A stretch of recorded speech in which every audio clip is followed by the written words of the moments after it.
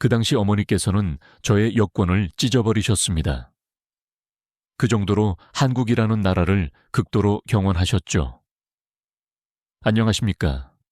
저는 런던의 켄싱턴 지역에서 태어나 성장한 엘리자베스입니다. 사람들이 흔히 이야기하는 금수저라는 표현이 완벽하게 들어맞는 삶을 살아왔습니다. 아버지는 국제적인 명성을 지닌 로펌의 수석 파트너로 재직하셨고, 어머니께서는 상류층 사교계에서 상당한 영향력을 행사하는 문화재단의 이사로 활동하셨습니다. 부모님 두 분 모두 전통적이고 인습적인 가치관을 매우 중요하게 여기셨으며 가문의 명예와 이미지에 극도로 민감하신 분들이셨습니다. 그러한 환경 속에서 외동딸로 자라난 저는 자연스럽게 이 가문의 보물처럼 다우받으며 성장했습니다.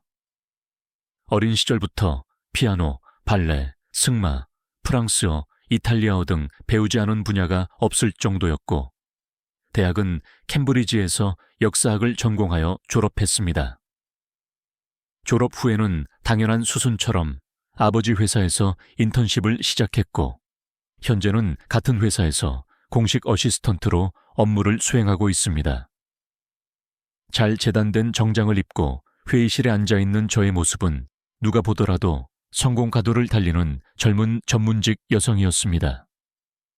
겉으로 보기에는 모든 것이 완벽하게 갖추어진 삶이었겠지만 저는 언제부터인가 마음 한구석이 텅 비어있는 듯한 허전함을 느꼈습니다. 매일 아침 반복되는 동일한 회의, 항상 마주치는 같은 사람들, 정해진 궤도를 따라가는 예측 가능한 삶. 이 모든 것이 따분하고 무료하게 느껴지기 시작했으며 어느 날은 거울을 보며 내가 진정으로 갈망하는 것은 무엇일까를 깊이 생각하게 되었습니다. 그런 저에게 작은 변화의 물결이 일기 시작한 것은 친구 클레어 덕분이었습니다. 어느 날 그녀가 저에게 말을 건넸습니다. 너 혹시 한국 드라마를 접해본 적 있어? 이건 진짜 네 취향에 꼭 맞을 거야. 그날 밤 저는 클레어가 강력하게 추천했던 드라마 한 편을 넷플릭스에서 재생했습니다. 제목은 도깨비였습니다. 첫 장면부터 숨이 멎을 듯한 압도적인 영상미에 사로잡혔습니다. 주연 배우의 깊은 눈빛, 화면 전체를 감싸는 섬세한 배경음악, 그리고 무엇보다 한국어에 낯설면서도 감미로운 음률이 저의 마음을 붙잡았습니다. 처음에는 공유라는 배우의 탁월한 외모에 감탄하며 시청을 시작했지만 시간이 지날수록 이야기 속에 담긴 복합적인 감정의 흐름에 깊이 이끌리게 되었습니다. 사랑이라는 감정이 이렇게나 애절하고 처절할 수 있다는 것을 드라마를 통해 처음으로 깨달았습니다. 한 편, 두 편, 결국 16부작 전체를 단숨에 몰아보기 정주행하고야 말았습니다. 그날 이후 저는 한국 문화에 진정으로 매료되었습니다. 하루는 클레어가 제가 피곤해 보인다며 농담 섞인 말투로 말했습니다. 설마 또 어젯밤을 꼬박 세워 드라마를 시청한 거야?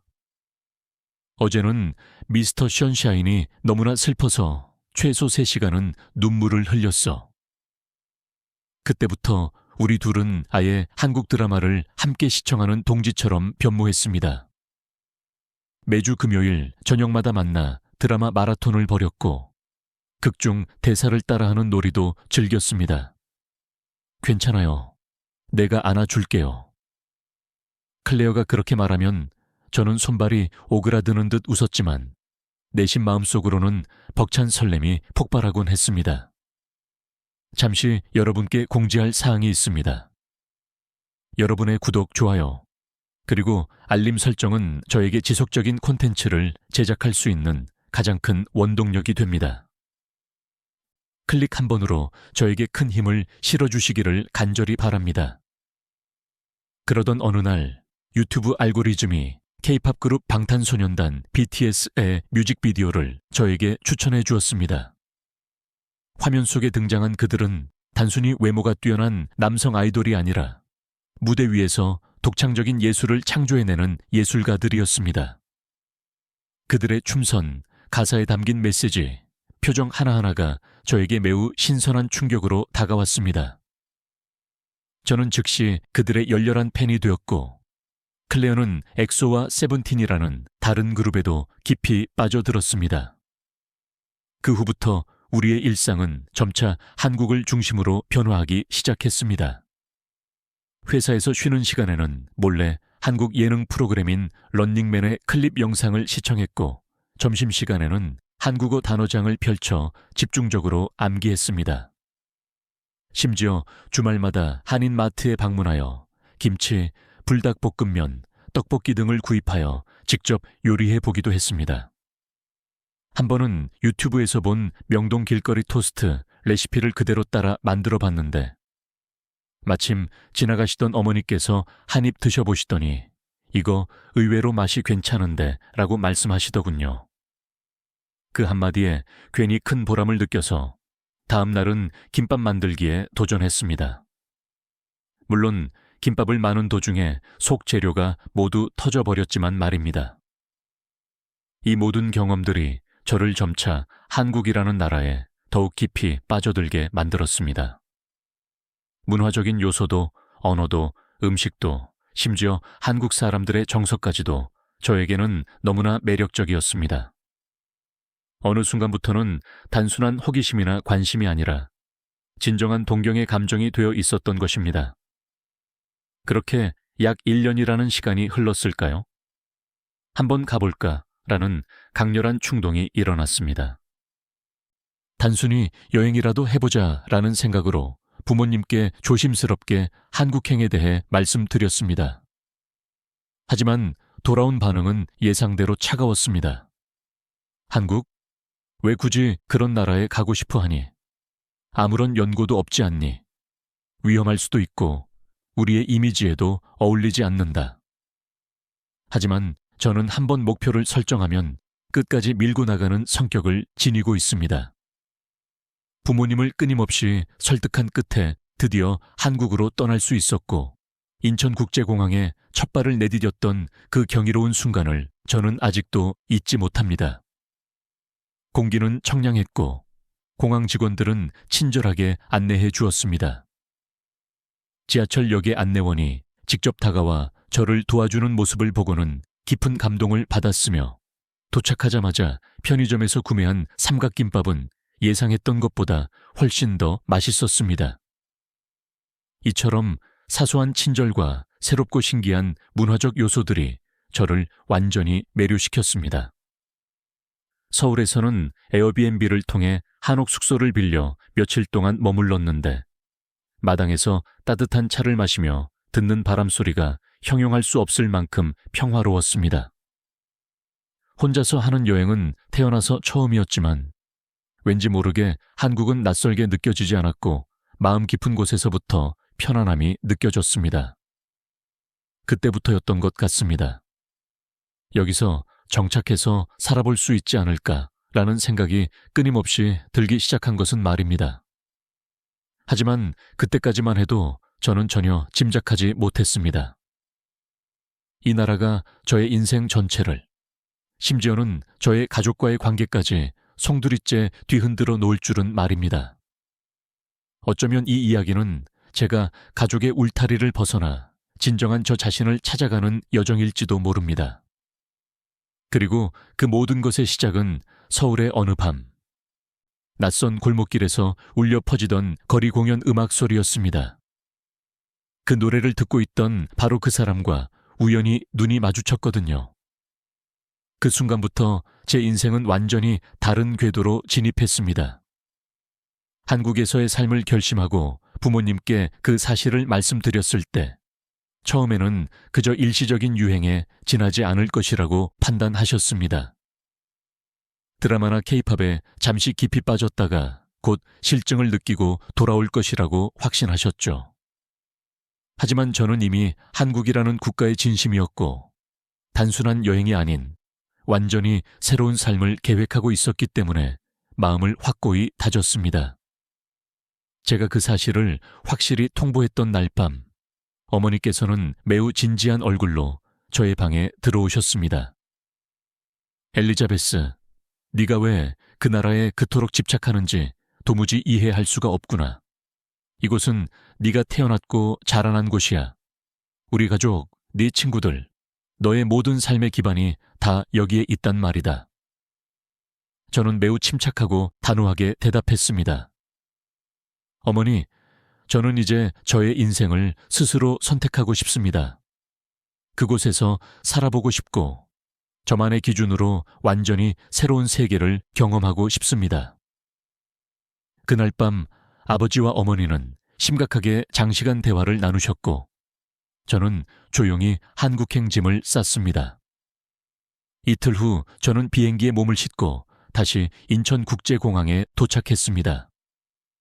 그러나 이번에는 단순한 관광객이 아니라 새로운 인생을 개척하기 위한 의지를 품은 거주자였습니다.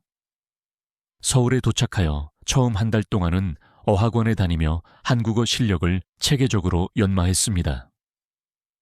이미 영국에서 기초적인 부분은 익혔지만 현지에서 실제로 듣고 말하는 것은 차원이 다른 경험이었습니다. 발음은 어려웠고 억양도 매우 낯설었지만 열정적인 선생님들과 친절한 학원 친구들 덕분에 즐겁게 배울 수 있었습니다. 특히 같은 반에 있던 일본인 친구 미호와는 금방 친밀해졌고 수업이 끝난 뒤에는 근처 카페에서 한국어로 서로 대화를 나누며 꾸준히 연습했습니다. 어느 날 미호가 저를 홍대 근처에 위치한 한 독립서점 겸 북카페로 안내했습니다. 그곳은 조용하면서도 따뜻한 분위기가 감도는 공간이었으며 주인이 직접 원두를 로스팅한 커피를 정성껏 내려주는 곳이었습니다. 그날은 마침 작은 북토크 행사가 있었고 그 행사의 사회를 맡아 진행하던 사람이 바로 지훈이었습니다. 키가 크고 단정하며 깔끔한 옷차림, 차분하고 안정적인 목소리로 사람들의 이목을 집중시키는 그의 모습에서 저는 시선을 뗄 수가 없었습니다. 행사가 종료된 후 미호가 그에게 다가가 인사를 건넸고 저도 자연스럽게 소개를 받게 되었습니다. 지훈은 저를 바라보며 잔잔하게 웃으며 말했습니다. 처음 뵙겠습니다. 한국에 오신 것을 진심으로 환영해요. 그 짧고 따뜻한 한마디에 제 마음이 훈훈해지는 것을 느꼈습니다. 그날 이후 지훈과는 가끔씩 연락을 주고받게 되었고 일주일에 한두 번은 함께 책을 읽거나 전시회를 관람하러 다니게 되었습니다. 그는 문화적인 관심사가 깊고 생각이 성숙한 사람이었으며 저의 복잡한 이야기를 진심을 다해 경청해주는 몇 안 되는 사람이었습니다. 점차 우리는 가까워졌고 지훈은 저를 마치 가족처럼 세심하게 보살펴 주었습니다. 제가 심한 감기에 걸려 며칠 동안 집에만 머물러 있었을 때 따뜻한 미역국을 직접 끓여서 집까지 찾아온 적도 있었습니다. 그가 문 앞에서 조심스럽게 건네준 미역국을 받는 순간 눈물이 왈칵 쏟아질 뻔했습니다. 고향에 계신 어머니가 끓여주시던 국은 아니었지만 그 안에 담긴 따뜻한 마음만큼은 진심으로 저에게 전해졌습니다. 시간이 흘러 우리는 연인 관계로 발전했고 함께 걷는 모든 날이 특별하고 소중했습니다. 지훈은 단 한 번도 저에게 부담을 주거나 재촉하지 않았고 제가 외국인이라는 이유로 거리를 두려 하지도 않았습니다. 오히려 저보다 한국 문화에 대해 더욱 많이 알려주고 함께 경험할 수 있도록 이끌어 주었습니다. 그가 저를 데려갔던 첫 명절이 아직도 생생하게 기억에 남습니다. 그의 가족들과 함께 송편을 빚고 차례를 지냈던 그날 말입니다. 처음에는 모든 것이 낯설고 조심스러웠지만 지훈의 어머니께서 저의 손을 꼭 잡아주시며 이렇게 말씀하셨습니다. 우리 며느리 첫 명절 잘 보냈네. 이제 진짜 우리 가족이야. 그 말을 듣는 순간 저는 마음 깊은 곳에서부터 큰 안도감을 느꼈습니다. 내가 혼자가 아니구나. 정말 이곳에서도 진심으로 사랑받고 있구나 라고 생각했습니다. 그렇게 우리는 함께 미래를 설계하게 되었고 자연스럽게 결혼에 대한 이야기가 오가기 시작했습니다. 저는 부모님께 다시 연락을 시도했지만 여전히 단호하고 차가운 반응만이 돌아왔습니다. 어머니는 매번 이메일 한 통에 이렇게 적으셨습니다. 이것은 우리 가문의 큰 수치야. 그런 사람과 그런 나라에서 너를 잃고 싶지 않다. 하지만 저는 이미 확고한 선택을 했고 지훈과 함께하는 새로운 삶을 선택했습니다. 결혼식은 소박하고 간결하게 진행되었지만 그 속에는 진실된 사랑과 애정이 가득했습니다. 양가 친척과 친구 몇 명만을 초대한 한옥에서 조용히 치러진 혼례였지만 저는 세상에서 가장 행복한 신부였습니다. 그날 지훈이 저에게 속삭였습니다. 우리 어디에 있더라도 함께라면 괜찮아. 그 말은 단순한 위로의 말을 넘어 앞으로 닥쳐올 수많은 어려움을 함께 극복해 나가겠다는 강력한 약속처럼 느껴졌습니다. 저는 이제야 비로소 진정한 저의 인생을 살고 있다는 확신이 들었습니다. 그러나 아무리 행복하더라도 가슴 한구석에는 여전히 부모님에 대한 애틋한 그리움이 남아 있었습니다. 언젠가는 다시 활짝 웃으며 만날 수 있는 날이 오기를 간절히 바라면서 저는 매일매일을 소중하게 살아가고 있었습니다. 결혼하고 난 후 저의 삶은 상상했던 것보다 훨씬 더 따뜻하고 안정적이었습니다. 사실 처음에는 걱정이 많았습니다. 특히 시댁이라는 단어만 들어도 왠지 모를 부담감과 긴장감이 밀려오곤 했습니다. 외국인이며 심지어 전통적인 가치를 중요하게 여기는 엄격한 집안에서 성장해온 저로서는 한국의 가족 문화가 다소 낯설고 어렵게 느껴졌기 때문입니다. 드라마에서 접했던 시댁 이야기들은 대부분 까다롭거나 엄격했기에 괜히 마음속에서 불필요한 편견들이 자라나고 있었습니다. 결혼을 진지하게 논의하게 된 이후 지훈은 매우 조심스럽게 부모님을 만나 뵙자고 제안했습니다. 한국에서는 가족 간의 공식적인 인사와 허락이 결혼에 있어 매우 중요한 절차라는 것을 이미 알고 있었기에 저도 마음의 준비를 했지만 긴장감은 도저히 감출 수 없었습니다.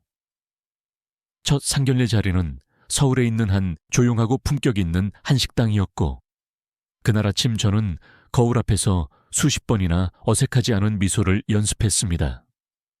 식당에 도착했을 때 시어머니와 시아버지는 이미 와 계셨고 저를 보자마자 자리에서 일어나 반갑게 인사를 해 주셨습니다. 시어머니는 저의 손을 매우 따뜻하게 잡아주시며 말씀하셨습니다. 멀리 타국에서 여기까지 와줘서 고맙네요. 힘들었을 텐데. 이렇게 직접 만나 뵙게 되니 정말 반갑습니다. 그 따뜻한 말 한마디가 저에게 얼마나 큰 위안이 되었는지 모릅니다. 저는 서투르지만 정성스러운 한국어로 인사를 올리며 이 새로운 문화 속에 조심스럽게 발을 들여놓았습니다. 식사 시간이 진행되는 내내 시아버지는 조용히 저의 모습을 관찰하셨고 후식이 나올 무렵에야 비로소 말문을 여셨습니다. 처음엔 사실 많이 놀랐습니다. 다른 나라 사람과 우리 아들이 결혼하겠다고 해서요. 하지만 직접 뵙고 이야기를 나눠보니 생각했던 것보다 훨씬 더 따뜻하고 예의 바른 분이시네요. 그 순간 제 마음속에 견고하게 세워져 있던 벽이 살짝 무너지는 것을 느꼈습니다. 물론 아직 완전히 허물어진 것은 아니었지만 그날 이후로 저는 그분들이 낯선 시댁 어른이 아니라 우리의 가족이 될 사람들이라는 느낌을 받기 시작했습니다. 결혼식을 앞두고 다시 몇 번의 만남을 가지면서 시어머니는 제게 한국의 전통 의상인 한복을 고르러 함께 가자고 제안하셨습니다. 그 작은 제안이 저에게는 얼마나 큰 용기와 배려였는지 모릅니다. 낯선 나라에서 온전히 새로운 가족이 되어간다는 것은 단순히 결혼 서약 이상의 깊은 의미가 있다는 것을 저는 점차 깨닫게 되었습니다. 결혼식 날, 시어머니는 저에게 다시 한번 말씀하셨습니다. 우리 집에 와줘서 고맙습니다. 이제부터는 우리 집의 친딸이라고 생각할게요.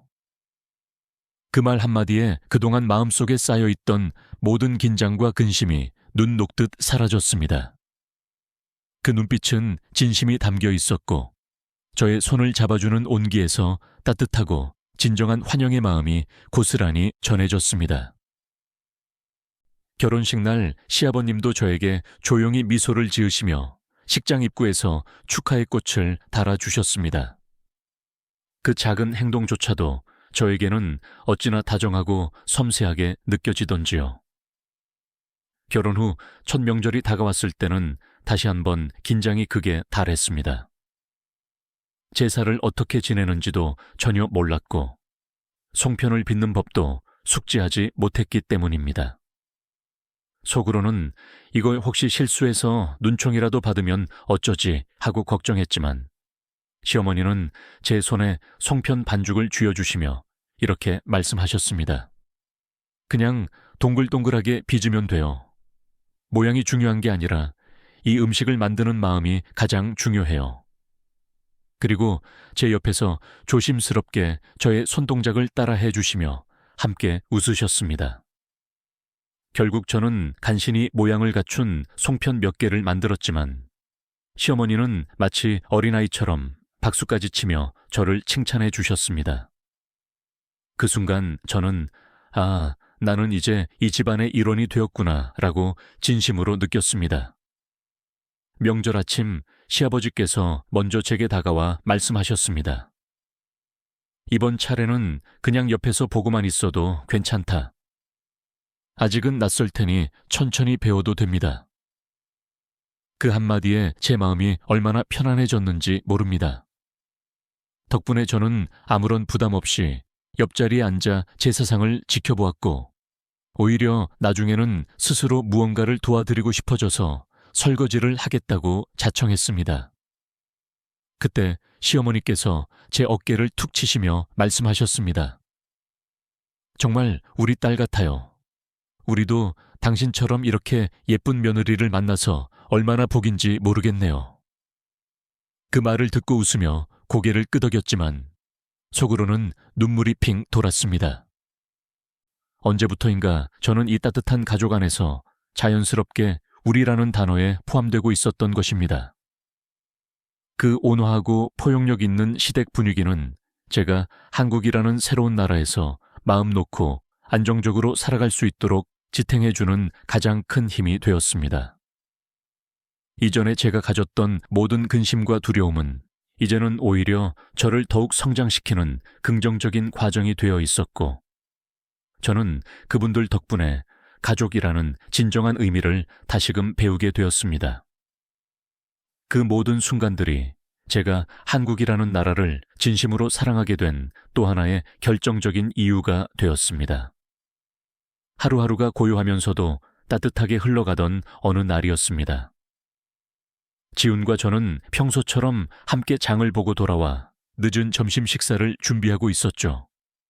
그런데 이상하게도 그날따라 입맛이 전혀 없고 몸이 좀 무겁게 느껴졌습니다. 처음에는 단순하게 과도한 피로 때문이라고 생각했지만 며칠이 지나도록 동일한 증상이 반복되었고 결국 가까운 산부인과를 찾아갔습니다. 병원에서 초음파 화면을 응시하며 아주 작은 동그란 형태의 점이 희미하게 깜빡이고 있던 그 순간 의사 선생님이 조용하면서도 확신에 찬 목소리로 말씀하셨습니다. 진심으로 축하드립니다. 임신 초기이시네요. 그 말을 듣자마자 마음속 깊은 곳에서부터 형언할 수 없는 감정이 울컥 치밀어 올랐습니다. 지우는 저의 손을 꽉 잡았고 우리는 그 작고 소중한 생명이 선사하는 기적 같은 감동에 조용히 눈물을 흘렸습니다. 병원을 나와 집으로 돌아오는 길, 서울의 봄바람은 어찌나 따뜻하던지 저는 본능적으로 배를 감싸주며 처음으로 저의 부모님이 떠올랐습니다. 어머니도 나를 이렇게 품에 안고 조심스럽게 걸었겠지. 아버지도 나의 심장 소리를 처음 들었을 때 이렇게 기뻐하셨을까? 그동안은 한국에서의 새로운 삶에 정착하느라 매우 바쁘게 지냈고 부모님과의 거리도 마음속으로 어느 정도 정리했다고 생각했습니다. 하지만 아기를 품게 된 그 순간부터 모든 감정이 다시 생생하게 되살아났습니다. 아기의 태동이 느껴질 때마다 부모님께 달려가 자랑하고 싶었고, 한밤중에 심한 입덧으로 고통스러울 때는 어머니의 따뜻한 손길이 간절하게 그리워졌습니다.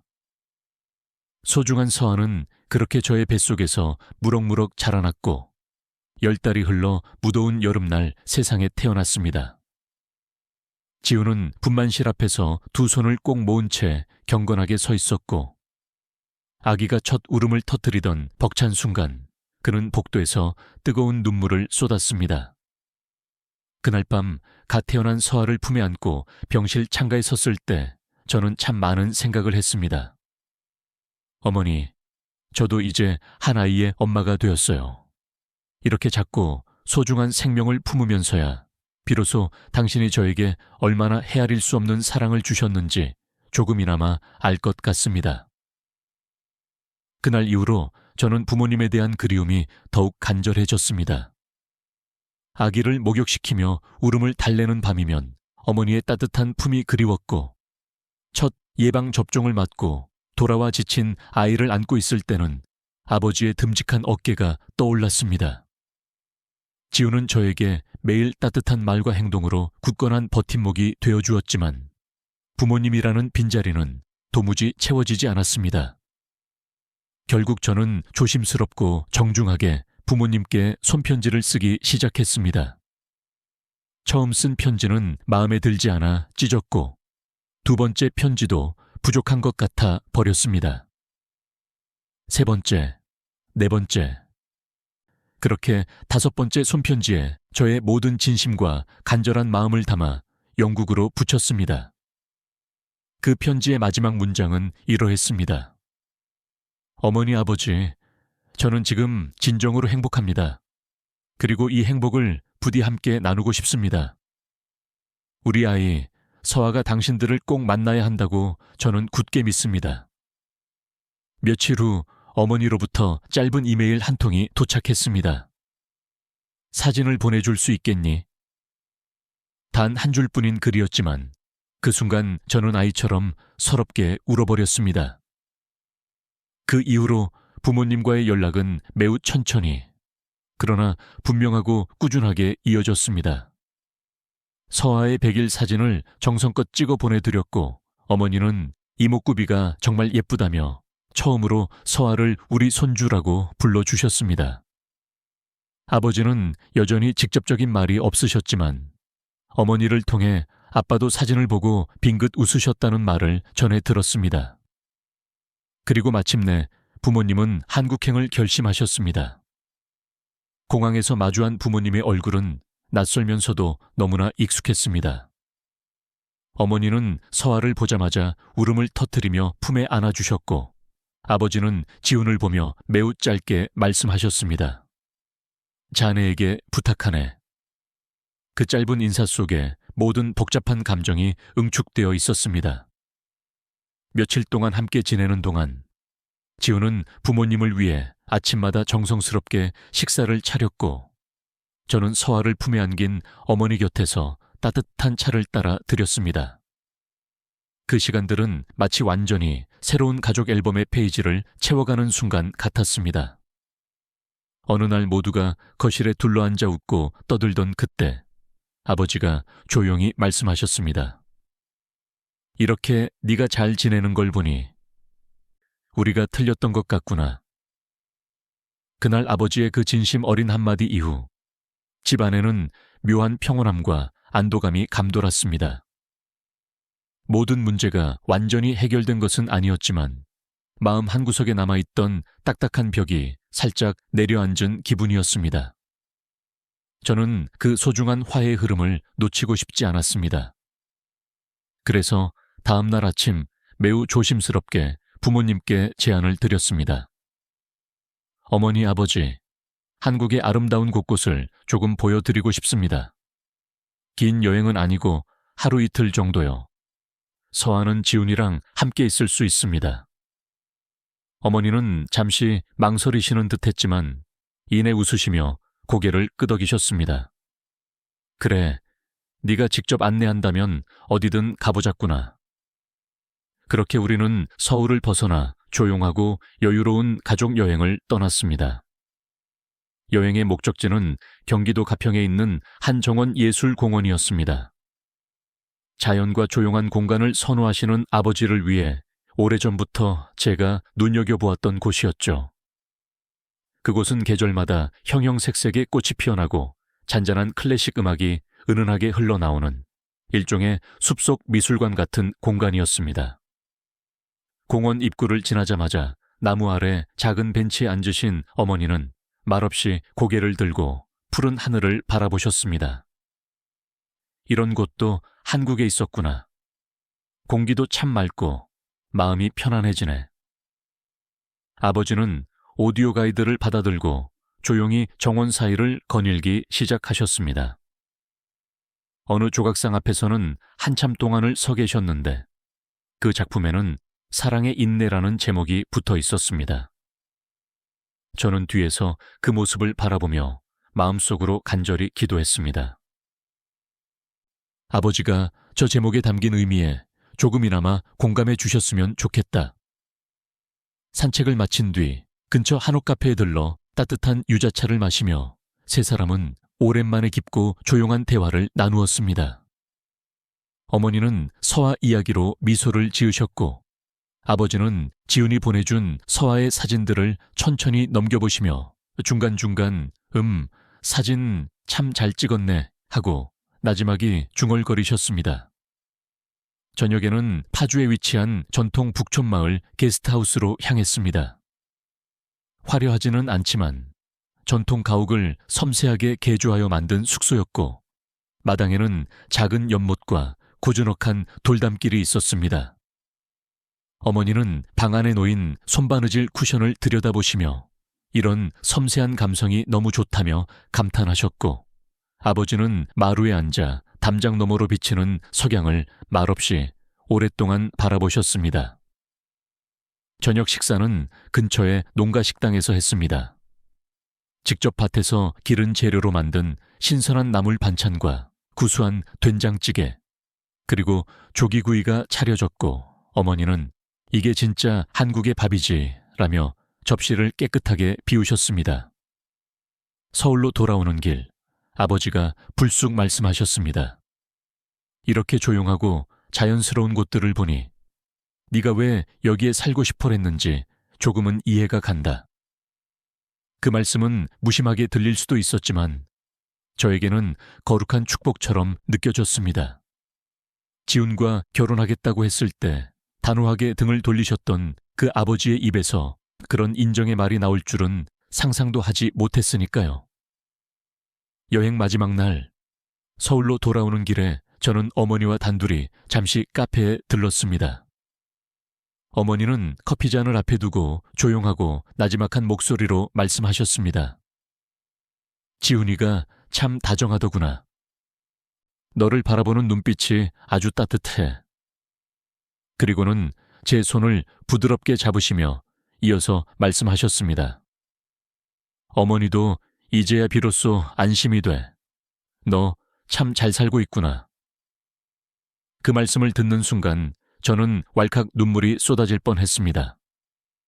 어머니의 따뜻한 손길과 말투, 그리고 그 깊은 눈빛이 제 안에 남아있던 과거의 모든 응어리를 녹이고 있었습니다. 서울로 돌아온 날 밤, 가족 4명은 다시 한자리에 모여 앉았습니다. 지훈은 부모님을 위해 정성을 다해 차린 만찬을 준비했고 서아는 할머니 품에 안겨 장난감을 흔들며 해맑게 깔깔 웃었습니다. 그 청아한 웃음소리가 온 집안에 행복하게 울려 퍼졌고 그 순간 저는 확신했습니다. 이제 정말 우리는 하나의 가족이 되었구나.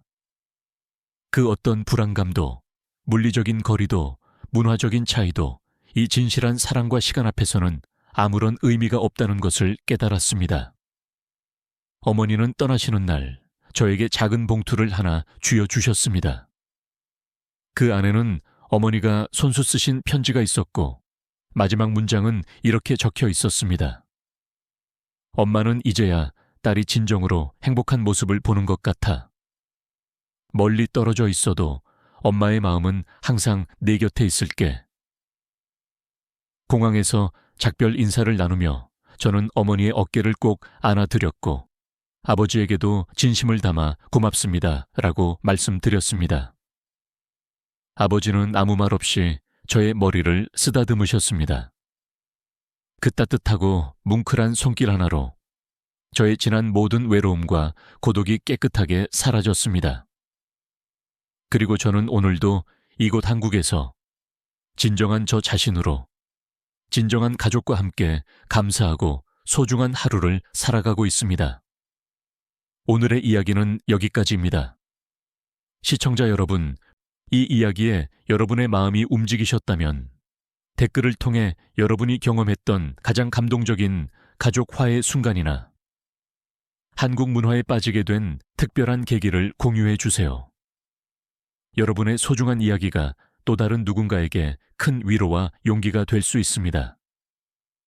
시청해 주셔서 진심으로 감사합니다.